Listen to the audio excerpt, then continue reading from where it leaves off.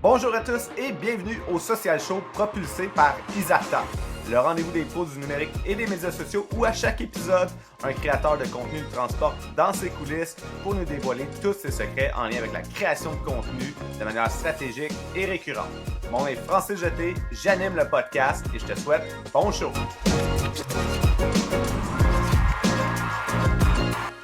Aujourd'hui, au podcast, on va jaser de création de contenu à l'aide de l'intelligence artificielle. Puis aujourd'hui, on va jaser avec David Pierropane, qui est fondateur de l'agence Sparkling. C'est aussi l'un des cofondateurs des rendez-vous de la création de contenu. Puis c'est une des personnes qui est impliquée derrière le groupe des pigistes. David, comment ça va? Ça va super bien. Merci de me recevoir, Francis. Je suis content de te recevoir parce que je trouve que la création de contenu avec l'intelligence artificielle, c'est quelque chose qu'on se doit de jaser de plus en plus. Puis, avec la gang des rendez-vous de la création de contenu, vous avez lancé un sommet qui est spécifique à l'intelligence artificielle. Toi-même, personnellement, tu utilises quand même pas mal l'intelligence artificielle puis tu explores différents outils au quotidien. Tu as même lancé une infolette en lien avec l'intelligence artificielle. Donc, on va jaser de tout ça ensemble aujourd'hui. Mais avant qu'on rentre dans le vif du sujet, j'aimerais ça que peut-être tu nous parles de ton parcours, comment tu es venu à lancer l'agence Sparkling, puis qu'est-ce qui t'a amené à lancer les rendez-vous de la création de contenu? Moi, je suis un passionné de cinéma. J'ai étudié en cinéma cégep à l'université. J'ai étudié à Concordia. Puis, tout en sortant, j'étais un bon vendeur. J'ai beaucoup de leadership. Puis, j'ai lancé les projets de mes collègues de classe, là. Ça a bien fonctionné. C'était un bel âge d'or à ce moment-là quand je suis sorti d'école. Puis, j'ai continué dans cette veine-là. J'ai été producteur télé pendant une douzaine d'années. Ce que j'aimais moins en production télé, c'est que tu n'as pas autant de clients que quand tu fais du contenu pour les marques et les organisations. Puis, c'est moins vite, c'est moins laboratoire, alors que contenu pour les marques et les organisations, les besoins sont constants, l'innovation est là, c'est rapide. Fait que j'avais beaucoup plus de fun de ce côté-là. Puis, j'ai été chanceux dans ma carrière. J'ai été dans des belles boîtes, j'ai fait des belles prods, pour des diffuseurs d'ici. Puis, j'ai eu bien du fun. Mon aventure dans les agences a commencé par une rencontre sur Twitter. J'ai rencontré un gars sur Twitter que je suivais. Puis, il y avait une petite agence qui faisait des sites web pour les émissions de télé. Puis, il avait le goût de se lancer dans la production de contenu marketing. C'est devenu, je l'ai aidé à relancer cette agence-là. Ça existe encore, ça s'appelle Toast Studio. Ça a été une belle aventure, ça a duré 6 ans. J'ai revendu à mes deux partners après 6 ans. Puis dans cette belle agence-là, il y avait un volet télé, un volet marketing de contenu. Puis moi, je voulais vraiment continuer dans le marketing de contenu. C'était vraiment mon dada. Puis, ce qui est le fun, c'est que Sparkling, je l'ai créé dans mon quartier. C'était à 10 minutes de chez nous. J'ai la chance d'avoir un super beau studio de tournage aussi. Je me suis créé une belle agence boutique qui est devenue un hub créatif, un lifestyle business plus, je dirais. Fait que j'ai bien du fun, on fait bien des projets. Puis, au fil du temps, on a fait beaucoup ça a été un chemin sinueux, l'entrepreneuriat, c'est ça. Puis, dans la dernière année, on a vraiment découvert notre zone qui est vraiment le contenu informatif, éducatif. Fait on se concentre là-dessus. Puis je te dirais que les rendez-vous de la création de contenu, ça va dans cette veine-là, là. C'est exactement ce qu'on veut faire du contenu captivant pour informer, éduquer, pour amener pour rassembler l'intelligence, puis la vulgariser, puis la déployer aux gens. C'est ça qu'on fait. Très cool, très cool. J'ai eu la chance d'aller visiter tes studios, puis c'est vraiment là top notch A1. Ouais. Fait que vraiment un beau setup que vous avez. Puis je pense que ce que vous créez aussi avec les rendez-vous de la création de contenu, ça a vraiment beaucoup de valeur. Puis c'est vraiment un beau projet. Puis justement, pour revenir à Sparkling, tu peux-tu parler un peu des genres de projets sur lesquels vous travaillez avec Sparkling? Sparkling, on produit des projets pour qu'ils soient vus et que les gens les trouvent intéressants. C'est-à-dire que, tu sais, le corpo, ça n'existe plus. L'ère du corpo. Il n'y a personne qui va volontairement regarder un corpo. Fait que le contenu des marques et des organisations a migré vers d'autres formes. Hein. Ce que les gens consomment au quotidien, ce que toi et moi, on consomme, ben c'est ça que les gens, en général, regardent. On n'est pas différents. Là. Fait que tu veux faire un contenu de formation, ben si ton contenu de formation se rapproche d'un contenu TikTok, ben tu vas toucher la cible. Si ton contenu informatif de ton entreprise se rapproche de ce que les gens consomment sur YouTube, ben, tu vas toucher la cible. Fait que c'est exactement ça qu'on essaie de faire. On essaie d'amener le langage que les gens aiment voir, comprendre, dialoguer, ben, pas dialoguer, mais recevoir. Là. Puis on apporte ça aux marques ou aux organisations. Puis on le fait, on a la chance d'avoir ce beau studio-là, de pouvoir tourner là-dedans. Mais on le fait d'une façon de plus en plus actuelle. Puis d'ailleurs, à cet effet-là, on essaie de rajouter l'intelligence artificielle dans nos processus, dans tout ce qu'on fait. Pas pour juste saupoudrer de la poudre magique, c'est vraiment de dire, on prend l'habitude de l'utiliser, on prend l'habitude de voir comment ça peut nous être utile, puis comment ça peut amener une plus-value au contenu qu'on fait. Tu sais, travailler plus vite, faire des meilleurs contenus, travailler pour moins cher, parce qu'on ne se cachera pas, un contenu, ça coûte cher, puis c'est également une commodité. Donc, il faut trouver le plus d'outils possibles qui vont nous amener à faire les meilleurs contenus possibles avec le moins de dépenses énergétiques, je te dirais, le possible. Justement, parlant de cette dépense énergétique-là, tu peux-tu nous parler de ton processus créatif, donc que ce soit en mode création de contenu pour Sparkling ou pour tes clients? Ouais. Ça ressemble à quoi ton processus à toi pour créer du contenu justement qui est performant, qui n'est pas juste du contenu corpo? Je pense que quelqu'un qui produit du contenu performant, c'est quelqu'un qui en consomme beaucoup puis qui, en le consommant, prend conscience de ce qui fonctionne ou ce qui fonctionne pas. Tu sais, faut être geek, faut creuser, faut faire ses recherches. Tu sais, faut aller voir pourquoi les gens adhèrent à un certain type de contenu. Puis c'est à la fois mi-science, mi-art. Fait que ça s'apprend, mais faut en consommer beaucoup de contenu pour vraiment devenir bon. Puis il faut trouver aussi sa zone, il faut trouver son style, tu sais. Tout est éclaté aujourd'hui. Il y a tellement d'affaires, là. On vit dans un monde d'omniprésence de communication. Il y en a partout. On se fait bombarder de toutes les façons possibles, de toutes les sortes possibles, avec tous les concepts qu'on peut imaginer. Puis, pour pas devenir un peu fou là-dedans, je pense qu'il faut trouver ce qui nous ressemble le plus, puis focusser là-dessus. Tu sais, se dire, ça me représente, ça reflète mes valeurs. C'est un peu pour ça que moi, je me concentre vraiment juste pour le contenu factuel. Tu sais, je ferai pas de pub de char, je fais pas de fiction, je fais pas de mise en scène. Tu sais, je me consacre à une affaire, contenu factuel. On le fait bien, on le fait d'une façon 2024, 2025 si on peut. On le fait comme on devrait le faire aujourd'hui, puis c'est là-dessus qu'on focus. Puis ben moi, en fait, c'est ma zone. Pour l'instant, c'est ça, je triple là-dedans. En d'autres mots, ton processus créatif, c'est vraiment d'analyser qu'est-ce qui se fait bien, essayer de comprendre qu'est-ce qui fonctionne pour tel ou tel client, puis là, tu t'alimentes de ça pour justement alimenter ton processus créatif. Ben, si je peux décortiquer mon processus créatif, là, on part toujours de l'objectif d'affaires ou l'objectif de croissance d'une marque ou d'une organisation. Tu sais. C'est quoi que tu cherches à atteindre? Parce que tu sais, le contenu, c'est un collatéral de ton produit. Là. Tu sais, tu te crées un canal pour rejoindre les cordes sensibles, les cœurs des gens, tu sais, à travers le contenu. Mais au final, c'est pas ça qui te fait vivre. C'est le fait que tu vends un service, un produit ou un message. Là. Fait que ça, c'est ton core business. Tu sais, si tu vends pas ta sauce piquante, si tu vends pas ton message, si tu vends pas comme ta fondation ou bon, ben ça marchera pas. Fait qu'il y a une communication qui est essentielle. Ça, c'est le principal.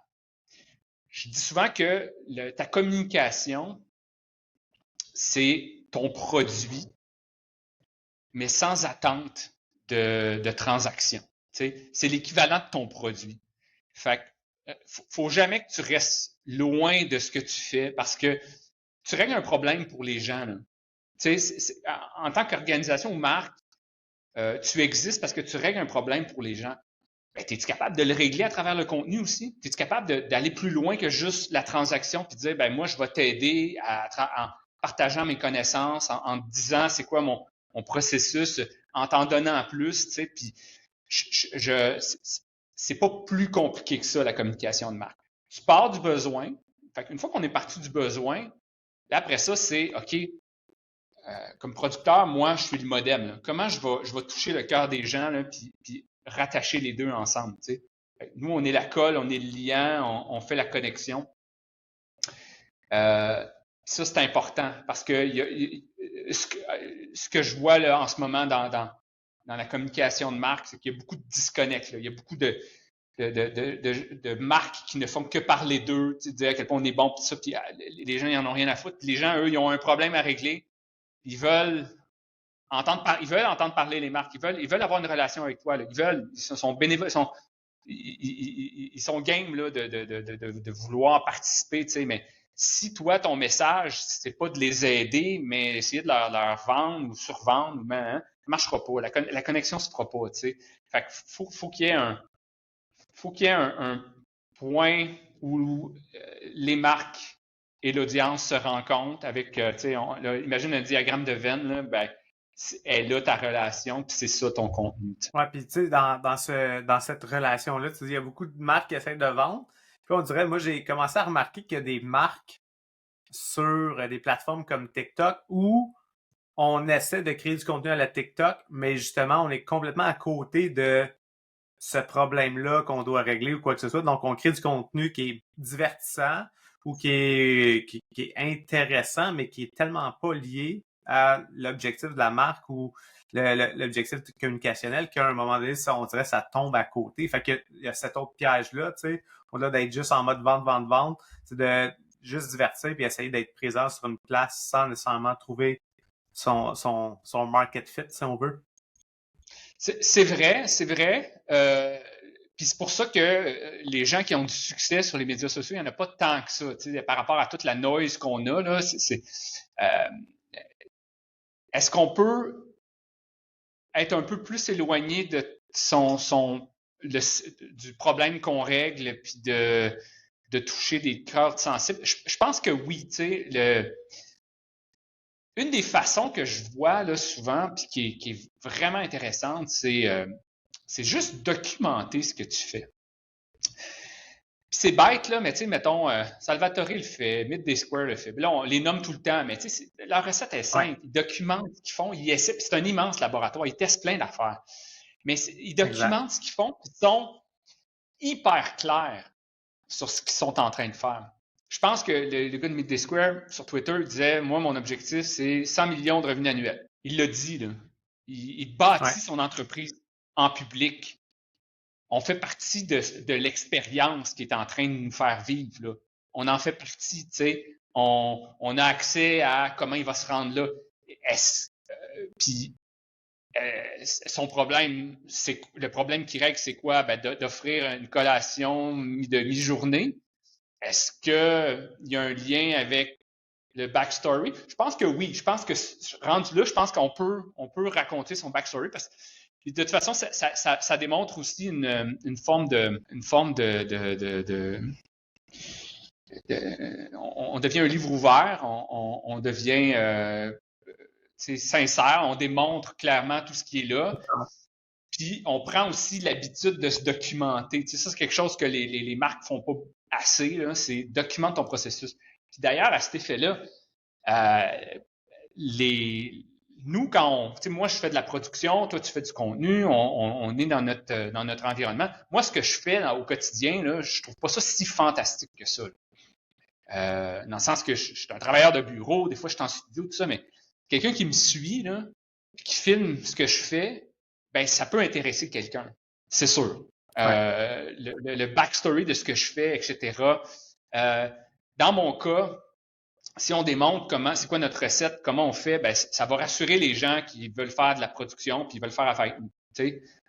Ça va les rassurer, ça va dire, ben, ils ont un processus, ils savent ce qu'ils font, c'est des professionnels, ils ont trouvé des bonnes idées, ils ont tout le temps des solutions. Fait que, tu sais, toutes les contraintes à l'achat, là, tu sais, les blocages que tu as à aller de l'avant avec telle affaire, ben, à travers le contenu, des fois, ça peut te rassurer, ça joue dans ton esprit, puis ça t'amène à t'aider à prendre la décision. Tantôt, tu disais que ton point de départ, c'était souvent comme l'objectif d'affaires de la marque pour réussir à trouver justement comment on va axer le message pour que ça parle à la clientèle cible de l'autre côté. Puis ça, je pense de ce côté-là, nos cerveaux se ressemblent vraiment beaucoup. Mais dans le fond, comment tu fais justement pour t'assurer que, qu'en partant de l'objectif d'affaires, que le message va passer et que ça soit intéressant?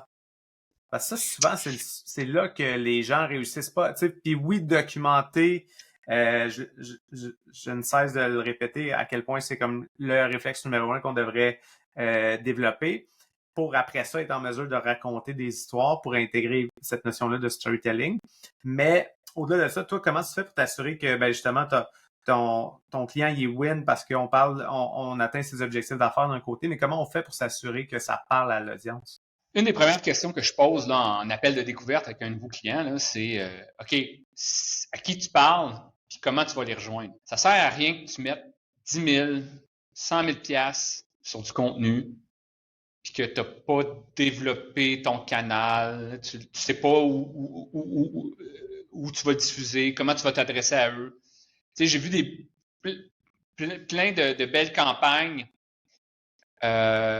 où il y a justement un disconnect entre le canal et le contenu.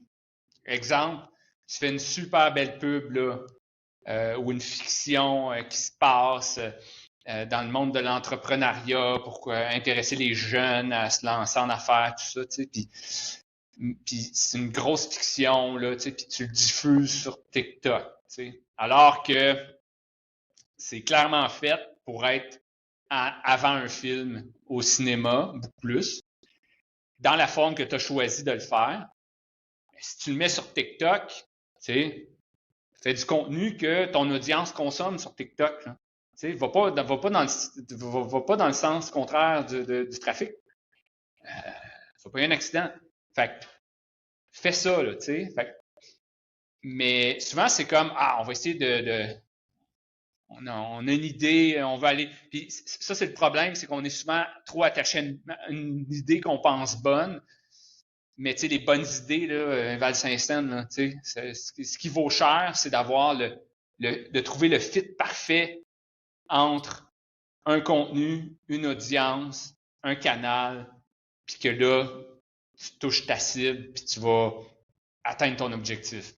Ça demande de la stratégie, un sens artistique, puis à être smart là, dans ce que tu fais. Tu sais, on sous-estime le smartness. Ouais, parce que comme tu l'as dit tantôt, tu sais, c'est de comprendre dans le fond cette plateforme-là. Puis on parle souvent des codes là, d'une plateforme, mais au-delà des codes, c'est de comprendre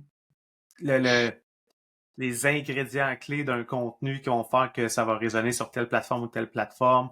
Puis justement, s'assurer qu'il n'y ait pas ce disconnect-là, comme tu disais tantôt, tu sais, que ton beau contenu vidéo super bien léché, ben, il s'en va peut-être pas sur TikTok, là. Peut-être que YouTube, à la limite, là, serait un meilleur endroit, là, tu sais.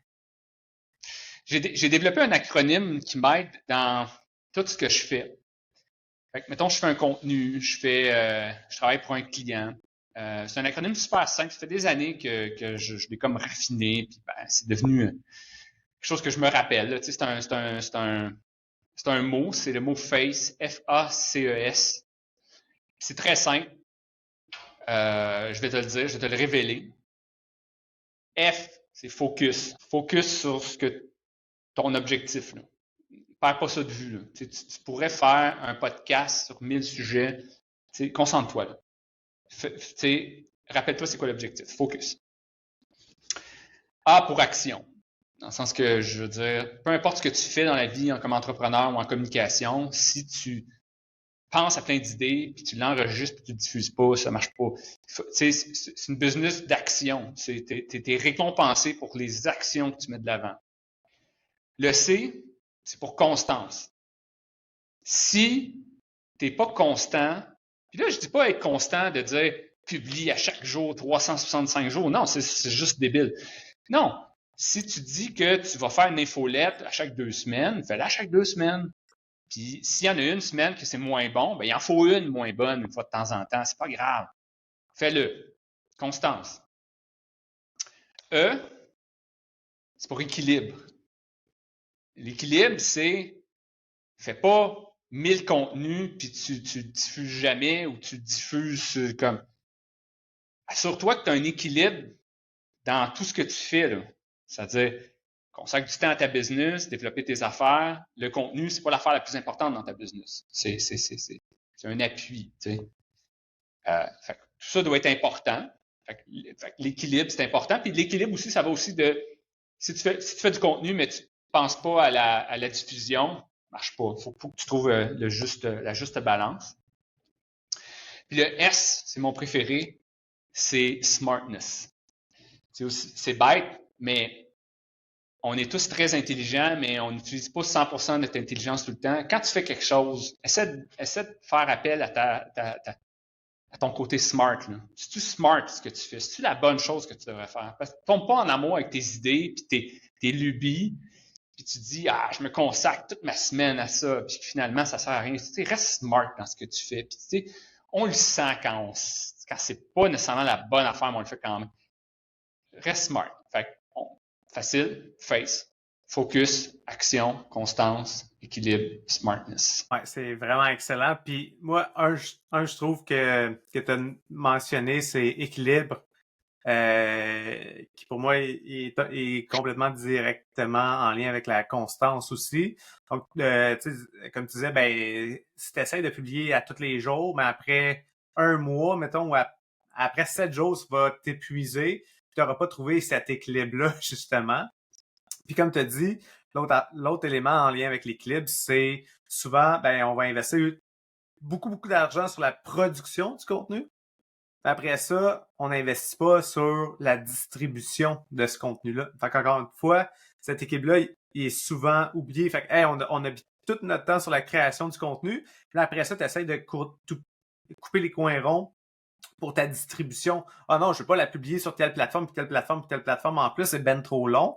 Ouais, mais ça t'a pris combien de temps à faire ce contenu vidéo-là que tu vas mettre sur une plateforme, que tu ne mettras pas de pub, que finalement, tu es limité par l'algorithme, qu'elle est vue par 2000 personnes, tu sais. Ouais. Fait que cette notion-là d'équilibre est vraiment importante.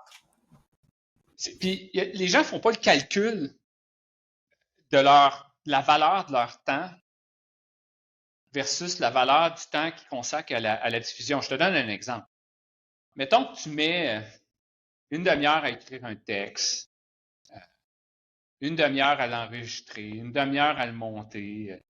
En tout et pour tout, là, ton contenu t'a pris 2 heures. Puis si toi, ton temps, tu l'évalues à 80 $ l'heure, ça veut dire que ton contenu, il a coûté entre 150 et 200 $. Et là, tu le mets de façon organique, il y a 3 likes, il n'y a personne qui l'a vu. Pourquoi tu ne mets pas l'équivalent en achat média ou l'équivalent du temps en déploiement pour créer ton audience puis faire en sorte que ça va de mieux en mieux, ou juste simplement dire, ben, ce contenu-là vaut 160 $, ben, pour 160 $, je vais le diffuser 3 fois dans mon année, je vais le réutiliser, je vais en faire des petits snippets, je vais convertir la vidéo en texte, tu sais, sois smart par rapport à ce que tu fais, puis déploie-le le plus possible, puis calcule combien ça vaut ton temps, puis ce que tu y consacres versus le déploiement. Ouais. Si tu prends le temps d'écouter le podcast, c'est la preuve que tu aimes ça apprendre et que tu peux améliorer ta création de contenu et tes résultats. Mais si je te disais que tu peux aller encore plus en profondeur sur l'optimisation de ton contenu sur certaines plateformes, serais-tu curieux de savoir comment? C'est simple, tu as juste à te rendre sur le site d'Xarta pour consulter les sujets de formation que je donne en lien avec les médias sociaux. TikTok, la publicité Facebook, Instagram, LinkedIn, peu importe la plateforme sur laquelle tu aimerais ça en apprendre davantage, j'ai sûrement une formation sur le sujet. Tu aimerais développer ton propre podcast, j'ai aussi une formation là-dessus. Puis ça, c'est juste mes formations à moi. Il y a une foule d'autres formations données par des experts d'autres domaines, que ce soit en lien avec le marketing numérique ou plein d'autres sujets fascinants qui vont t'aider à propulser ta carrière. Visite formation.isarta.com pour consulter le calendrier des formations et t'assurer de réserver ta place. Merci à Isarta de commanditer le podcast Le Social Show. Pour de vrai, aujourd'hui, j'aurais pu te recevoir pour parler de manière spécifique de production de contenu vidéo. Ouais. Ça aurait été super le fun de geek out là-dessus. Mais aujourd'hui, je sais que tu es un geek, pas juste de création de contenu, mais tu geeks pas mal aussi avec l'intelligence artificielle, à tester des choses, tester aussi plein d'outils de création de contenu avec l'intelligence artificielle. Fait que j'aimerais ça qu'on parle de ça parce que dans le fond, tu es derrière le lancement du sommet sur la création de contenu avec l'intelligence artificielle. Fait que j'aimerais ça peut-être que tu me parles un peu de qu'est-ce qui t'a poussé initialement à intégrer l'intelligence artificielle dans ta création de contenu? Tu étais plus comme en mode comme j'étais à la recherche de solutions pour sauver du temps ou c'était plus comme tu étais intrigué par la capacité. Qu'est-ce qui t'a vraiment donné la piqûre? J'ai jamais été en retard sur la technologie ou la création de contenu. Tu sais. Je pense que l'intelligence artificielle aussi, c'est un wake-up call. Hein? De dire que, tu sais, il y a eu l'apparition des médias sociaux, ça a été un bouleversement dans la façon de communiquer. Là. Maintenant, c'est comme ça qu'on consomme nos contenus, tu sais, même les nouvelles, quasiment. Là, où, tu sais, c'est comme ça qu'on consulte, qu'on reste en contact avec les gens. Tu sais, ça a transformé nos vies, puis ça a transformé la façon qu'on fait de la communication. Ben, l'IA, c'est une autre transformation. Puis, faut pas... on est au bon moment pour se lancer. Je m'explique. Les outils sont pas compliqués. Puis, sont faciles à utiliser. C'est pas vrai que c'est compliqué, ChatGPT. Tu parles avec lui, là. C'est itératif, là. Si tu te trompes, tu recommences. Pardonne vite, là. Même chose pour Midjourney. Tu veux une image, tu tapes ce que tu veux, hein, c'est pas exactement ce que tu veux, tu la retapes, tu apprends un peu c'est quoi les codes de l'outil, mais c'est pas compliqué. C'est juste que le paradigme a changé.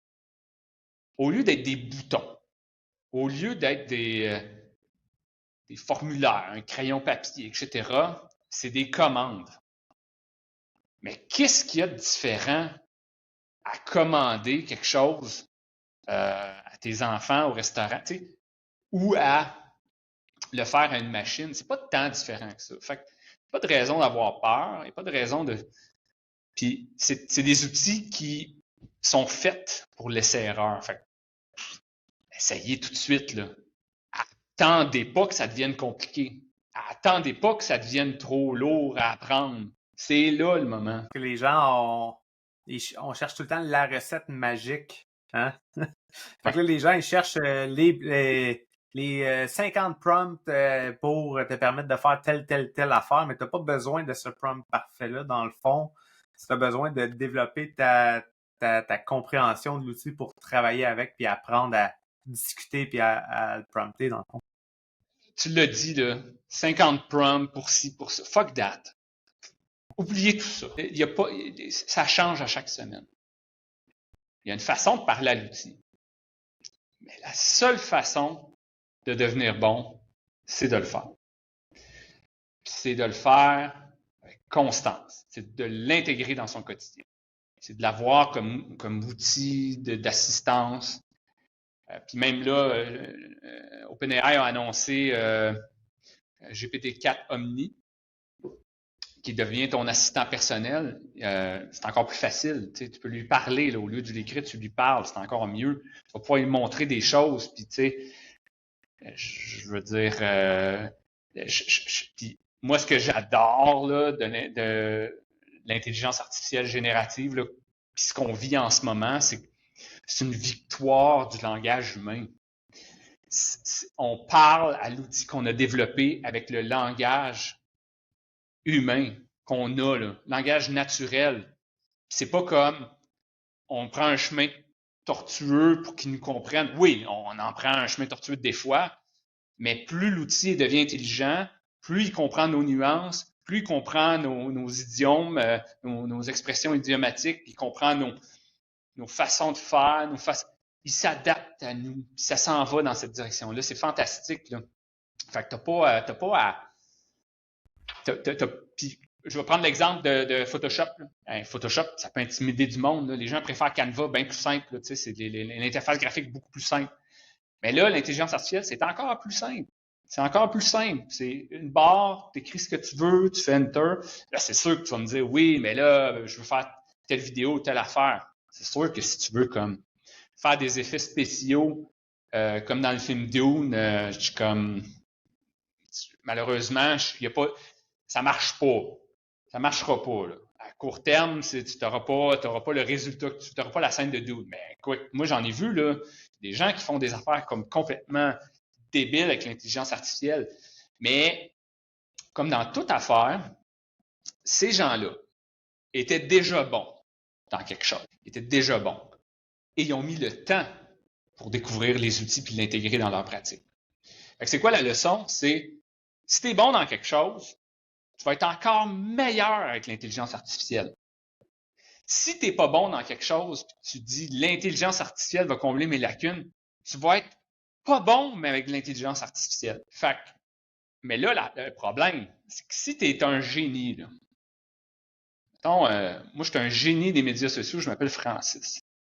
Puis je me mets pas à l'intelligence artificielle. Puis là, il y a quelqu'un de moins bon que Francis qui s'y met, là, ben, il va le dépasser là, d'un petit bout de cheveux. C'est pour ça qu'il faut,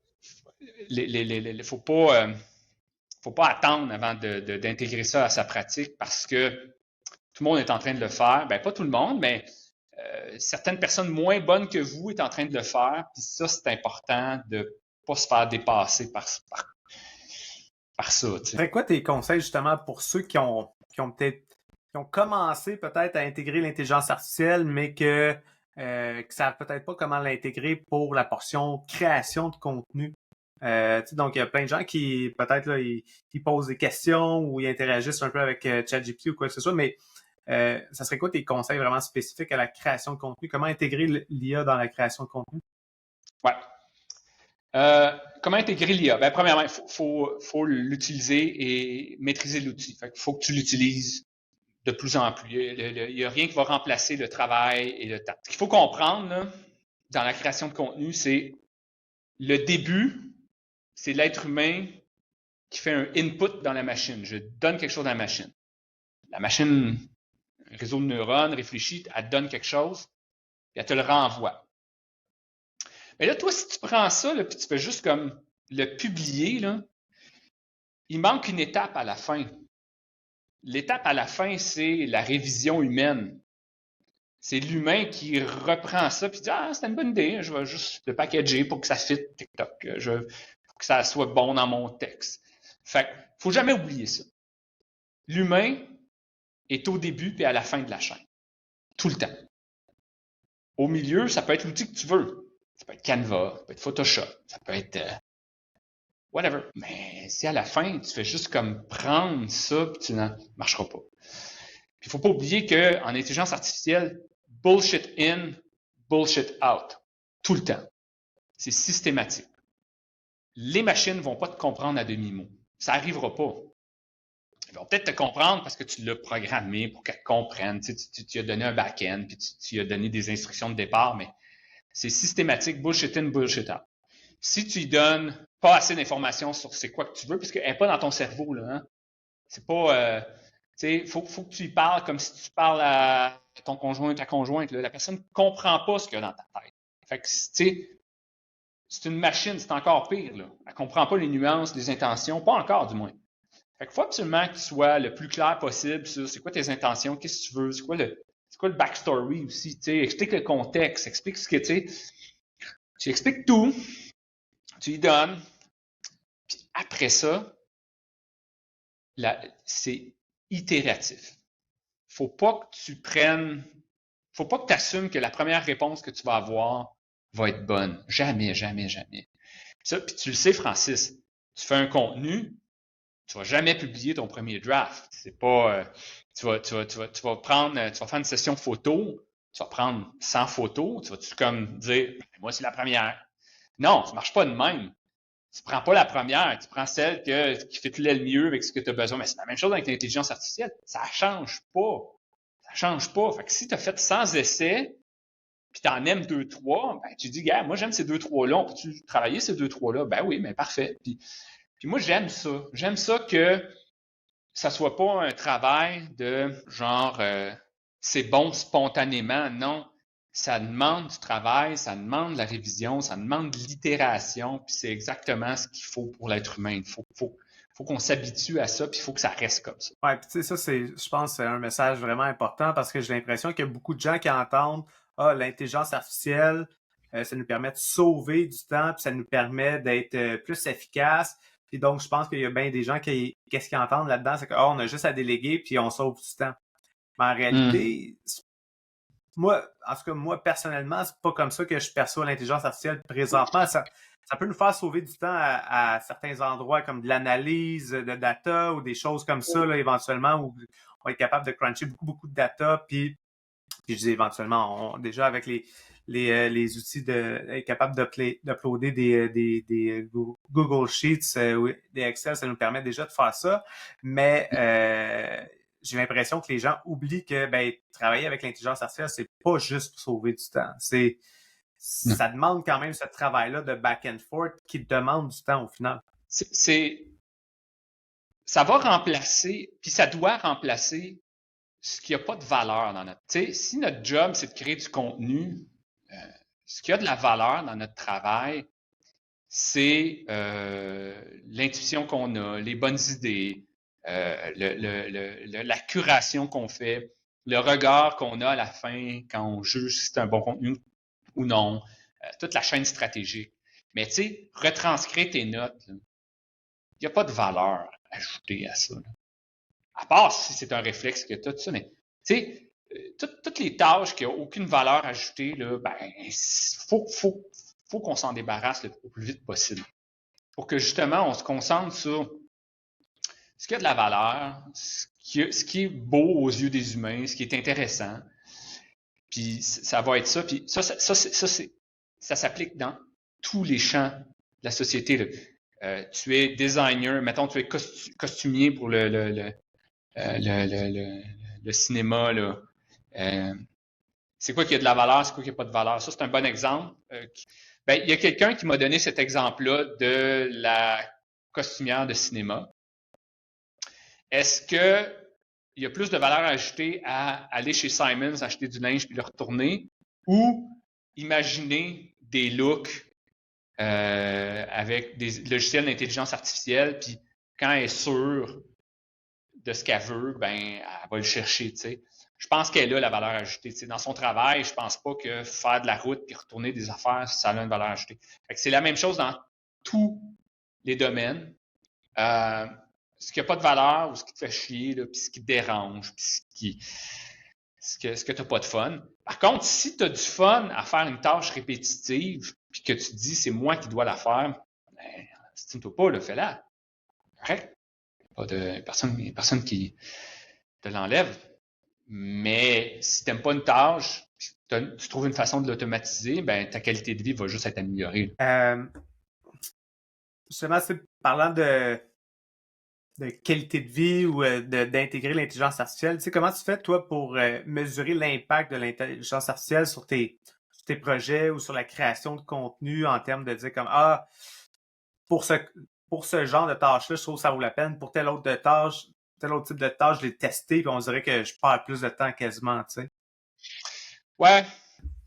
C'est un ami, Pascal Henrard, qui m'a fait remarquer, il dit, tu sais, des fois, c'est plus long avec l'intelligence artificielle, mais c'est plus long la première fois. Là.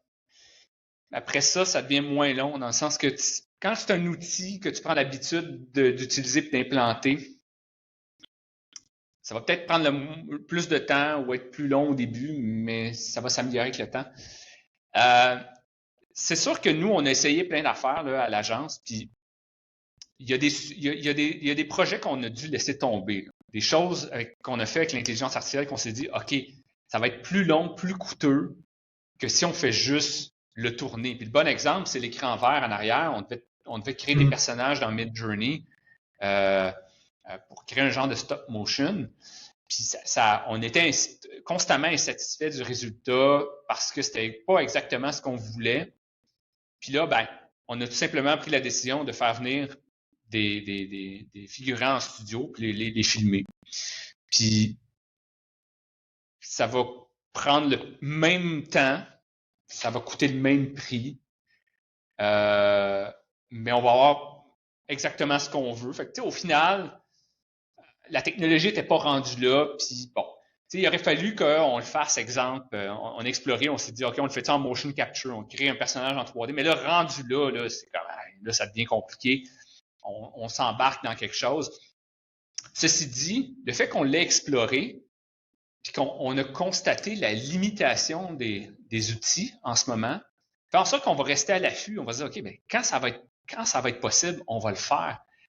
On a exploré là, toutes ces avenues-là, on a réfléchi à comment ça pourrait se faire, puis c'est pas rendu là, mais c'est un projet qu'on garde en tête. Puis la prochaine fois qu'on est confronté à un problème similaire, on va retourner sur nos traces, on va voir c'était quoi le parcours qu'on a fait pour trouver une solution technologique avec l'intelligence artificielle, puis on va voir si c'est rendu là. En ce moment, moi, ce que je constate, puis là, on est en mai 2024, moi, ce que je constate, c'est que pour le texte, on est très avancé. GPT-4, surtout la version Omni, c'est super rapide, ça va bien. Quand on le configure bien, c'est un outil super puissant, c'est vraiment utile. Les projets d'intelligence artificielle de niche avec un apprentissage vraiment spécifique. Là, on parle peut-être de la santé ou de l'ingénierie. Bien, ceux qui sont vraiment bien programmés, ils fonctionnent bien. Là. Ces outils-là sont super puissants. Midjourney, c'est un outil fantastique. C'est la version 6, c'est complètement fou. Tu sais, si tu combines ça avec d'autres outils, ça te donne un rendu vrai. Là. Tu peux aller chercher ce que tu veux. Là. Puis, tu sais, il y a des gens qui explorent ça là, dans leur quotidien, là, qui passent leur journée là-dessus à explorer et à découvrir les nouvelles facettes de l'outil parce que c'est une intelligence artificielle. Fait on le découvre à mesure qu'on l'utilise. Là, fait que c'est un outil qui est hyper utilisé et bien développé. En ce moment, où est-ce que on se heurte là, à des limitations, c'est dans la vidéo. Il y a toujours des hallucinations dans la vidéo. On n'est pas capable d'avoir quelque chose de constant. En ce moment, on n'a pas accès à Sora de façon ouverte. Là. Fait on ne sait pas si l'outil est vraiment aussi spectaculaire qu'on le prétend, mais c'est très prometteur. Mais il y a des choses qui fonctionnent bien. Le face swap fonctionne super bien. Face swap de façon contrôlée, là, je dirais pas, mais face, puis ou des face, combiner des outils déjà professionnels, mettons Unreal Engine avec l'intelligence artificielle, ça fonctionne bien là. L'intégration commence à se faire. Une chose que moi j'adore en ce moment, que je trouve que sont vraiment très avant-gardistes puis audacieux, là, c'est toute la suite Adobe. Je trouve que la suite Adobe on fait des efforts dès le premier jour pour pas être à la traîne dans leurs outils. Tout est intégré avec l'intelligence artificielle. Il y a des affaires fantastiques qui sont créées. Puis ce qui est le fun, c'est que c'est pas des outils qui sont faits juste pour impressionner. C'est vraiment, ils règlent des problèmes qu'on a. Genre, la mauvaise capture son, Adobe Enhancer, il est là. Le Generative Fill, c'est des vrais problèmes qu'on a. Puis il y a tout le temps des petits outils ici et là qui sont rajoutés à ça pour régler tel problème. Puis ça fait des merveilles à chaque fois. Puis ça rend le travail des créateurs encore plus le fun. Ça devient des outils le fun. Moi, je suis très, très excité par ce que je vois en ce moment dans le développement. Puis ce qui est le fun, c'est qu'on est juste au début. Exact. Ouais, moi, c'est ça un peu que aussi ma vision, c'est de voir comme ChatGPT, puis tout qu'est-ce qu'on voit, il y a c'est très impressionnant, mais c'est comment on va être capable d'intégrer l'intelligence artificielle à ces fonctionnalités-là que là te permettent vraiment comme créateur de sauver du temps. Je pense qu'il y a une fonctionnalité qui permet de changer la musique tout en conservant un peu le tempo en fonction de ton montage. C'est comme des Ouais. fonctionnalités comme ça, que là, ça, c'est vraiment comme, hey, là, je sauve du temps. Ça me permet d'explorer et d'être encore plus créatif. Moi, c'est des outils comme ça que je trouve qui tranquillement pas vite vont commencer à nous sauver vraiment beaucoup de temps de manière concrète et qui nous permet d'aller explorer, repousser notre créativité. Les meilleures fonctionnalités d'intelligence artificielle, là, c'est celles que tu peux utiliser dans ton processus Day One sans te questionner comment faire. C'est définitif. Il faut que ça utilise. Les gens étaient très frileux à utiliser Midjourney parce que c'était dans Discord, il fallait que tu tapes des lignes compliquées. Mais maintenant, avec la version alpha qui est en ligne, beaucoup plus simple, beaucoup plus fun, des boutons, des affaires, c'est super facile. Fait qu'une excuse. C'est aussi facile que d'utiliser Paint dans ton Microsoft. Là. Ouais. Pour le sommet qui approche rapidement, peux-tu nous parler un peu de ce qu'on va découvrir comme créateur de contenu avec l'intelligence artificielle? Le sommet vient vraiment combler un besoin et un problème.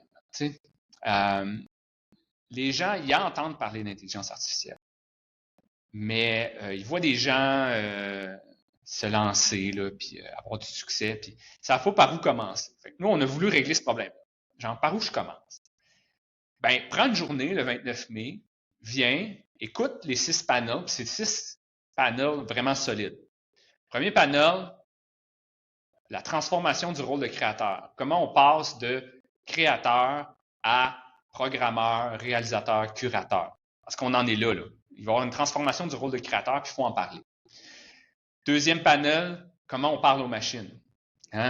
Donner des commandes à une machine, c'est une nouvelle façon de travailler. Là. C'est une nouvelle interface utilisateur. Il faut s'habituer à ça. Les commandes ne vont pas disparaître. C'est devenu la nouvelle expérience utilisateur.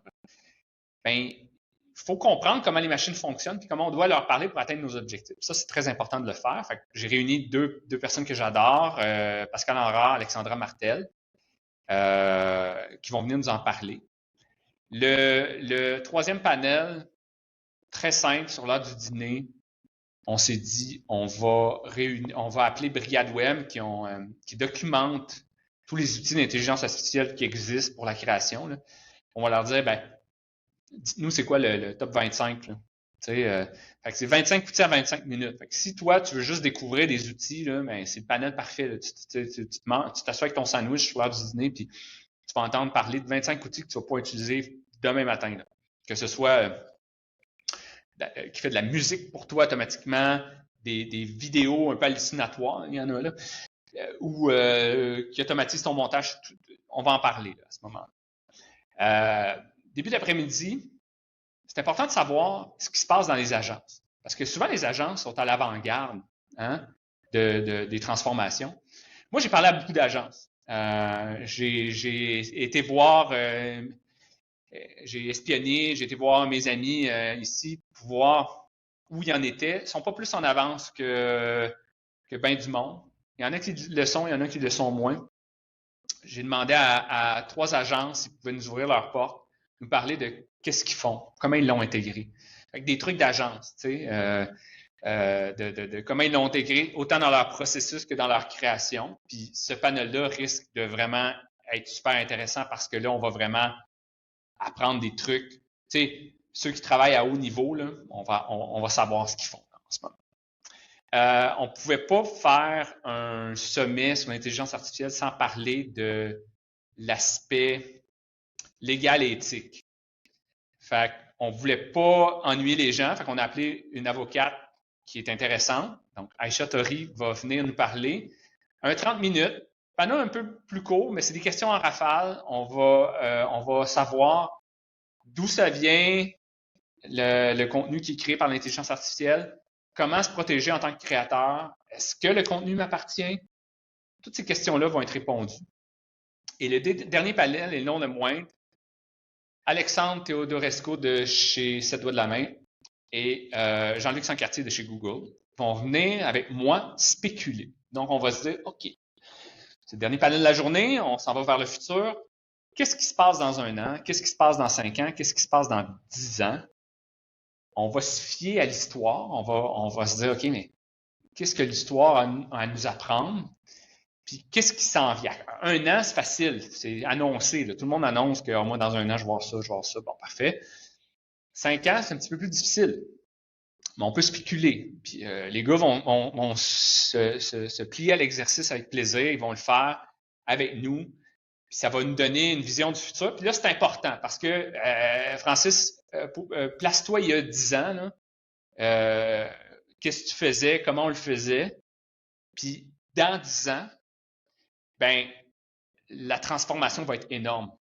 Ça va être énorme. Ouais. On ne peut pas se rendre compte de ça. Fait que, qu'est-ce qui va se passer dans les 10 ans? Puis allez-vous être la personne qui n'a pas appris Microsoft Word en 2024? Ou allez-vous être la personne qui a maîtrisé toute la suite Office, puis qui a fait son virage numérique, qui a travaillé les SEO de son site, puis que Google My Business, qui est prêt là, à entamer le virage de l'intelligence artificielle. Super intéressant. Donc, les gens qui veulent en apprendre plus sur le sommet, où est-ce que tu les dirigerais? Si les gens veulent des billets, rendez-vous à rdvcreation.com. Et s'ils utilisent le code Francis15, F majuscule, je crois, Francis15, ben, ils ont 15% de rabais sur leur billet. Avant qu'on se laisse, j'ai quand même des petites questions éclairs. Donc, première question, ce serait laquelle ta plateforme préférée pour consommer du contenu? C'est Twitter. Ah ouais, hein? Moi, j'adore que tu dises Twitter. J'adore que tu dises Twitter et non X. Fait que ça, déjà, ça en dit long. Si tu pouvais garder un seul outil ou une app sur ton cellulaire pour t'aider à la création de contenu, ce serait lequel? Ça serait ChatGPT. Est-ce que présentement, tu as un ou une créatrice de contenu préférée? Ouais. Ça va être champ gauche, là, mais moi, j'aime beaucoup la chaîne Jumboy sur YouTube. Je suis pas un fan de sport en général. Je le regarde de temps en temps, mais Jumboy, ben, je vous laisse le découvrir. Personnellement, j'écoute tout. Je trouve ça bon. Ça parle surtout de baseball, des fois de cricket. Jumboy, c'est ma chaîne préférée. Excellent, excellent. J'ai hâte d'aller voir ça. Là, tu m'as intrigué. Ouais. Merci beaucoup, David, pour ton précieux temps. Si je peux me permettre, je vais plugger aussi ma série YouTube préférée. C'est un YouTuber que j'adore. C'est une série qui s'appelle Jetlag. Ça s'écoute comme une docu-réalité. Là. Allez voir ça, Jetlag sur YouTube. C'est ma série préférée ever. J'écoute ça religieusement. Puis vous m'en direz des nouvelles. Merci David pour ton temps. Bye bye. Merci d'avoir pris le temps d'écouter l'épisode au complet. J'espère que tu as appris plein de choses. Si oui, n'hésite pas à partager avec un ami ou un collègue qui est dans l'industrie de la création de contenu, des médias sociaux, des coms, du marketing. Et un merci particulier à Isarta, toute la belle équipe de Isarta qui propulse le podcast, mais avec eux aussi, j'offre plein de formations. Tu vas en savoir plus sur toutes les formations que j'offre en lien avec les médias sociaux, la création de contenu, la publicité en ligne. N'hésite pas à aller visiter le site web isarta.ca. Une autre chose qui pourrait t'aider, c'est de découvrir toutes les manières que je peux t'accompagner. Donc, j'offre l'accompagnement personnalisé, du coaching, des consultations éclairs et finalement, je t'invite à visiter mon site web pour en savoir un peu plus sur la machine à contenu, qui est un outil que j'ai développé pour t'aider avec ta création de contenu de manière stratégique, planifiée, structurée. Dans la machine à contenu, tu as une boîte à idées, tu as une section pour t'inspirer, tu as une section pour planifier ton calendrier de contenu, des listes de best practices pour chacun des formats de contenu. Va voir la machine à contenu sur mon site web francisjeté.ca. Je ne retiens pas plus longtemps. Merci beaucoup, puis on se dit au prochain épisode. Ciao!